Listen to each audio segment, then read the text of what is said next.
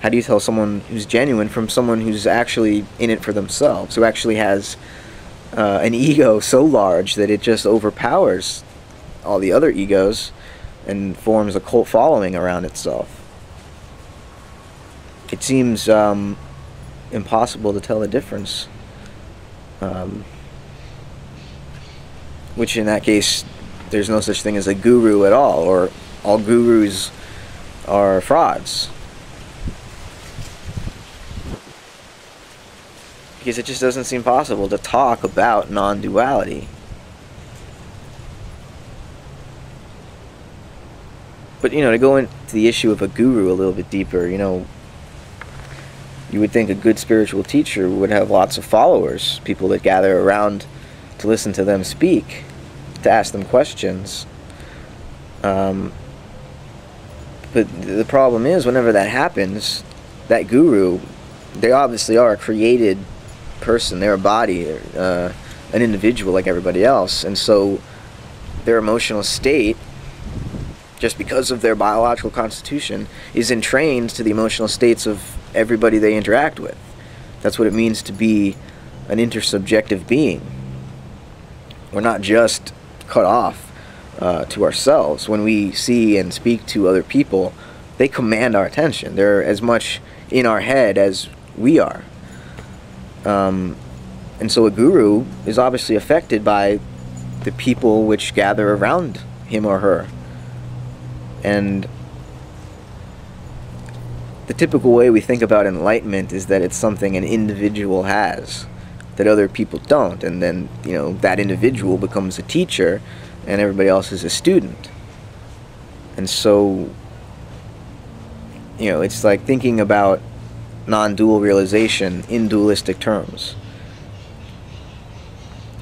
thinking that it is that guru that's enlightened and everybody who talks to him or her as seeking or a student or lacking insight in some way, with the inference or implication that the guru has gained some insight and has knowledge that they don't have. They're ignorant. The guru is enlightened individually. That's the problem that the dualistic mind creates in order to doubt non-duality, because non-duality can't be spoken. Intellectually, logically, that's the conclusion we are forced to come to. The mind can't reach it.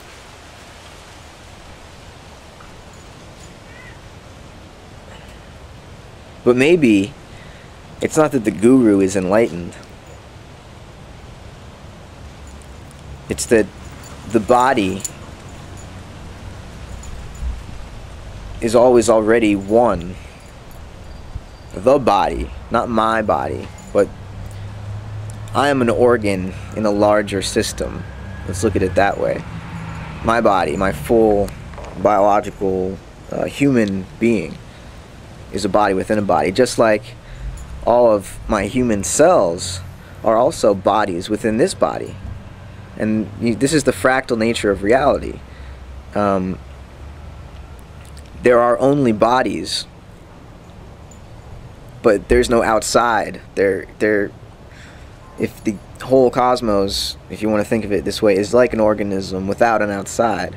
So in that case, the whole universe or cosmos isn't like an organism at all, because organisms by definition are bodies. They're embodied, enclosed. They have a boundary that sets them off from something else. They have a self and an other. The cosmos itself, we can't possibly conceive of it in that way, as being inside something bigger. But the need to solve this problem as to whether the universe is something or nothing is a mental invention. As soon as we try to talk about what the universe is, what non-duality is, what anything is, we're interfering with it, because language is not neutral.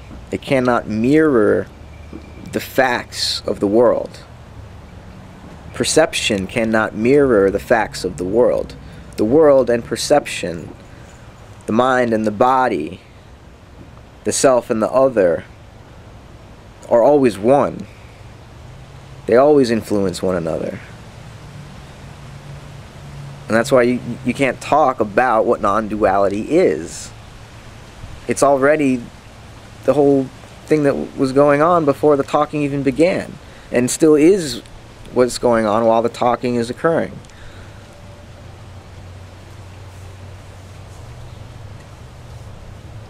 So, you know, the problem with spirituality from a rational perspective is that it can't be rationalized. And that's why, you know, so many Christians or theists who get into arguments with atheists about how their faith is reasonable are completely missing the point of faith. Faith isn't something that you could ever prove or have good reasons for. It's something you can only ever presuppose. If you doubt that faith is possible, that's when you start reasoning about it. And so non-duality isn't a belief. It's only our own origin. It's not something you have to posit or not posit. It is both something and nothing. It's what's in between 0 and 1, or that which arises out of their continual fluctuation, not one or the other.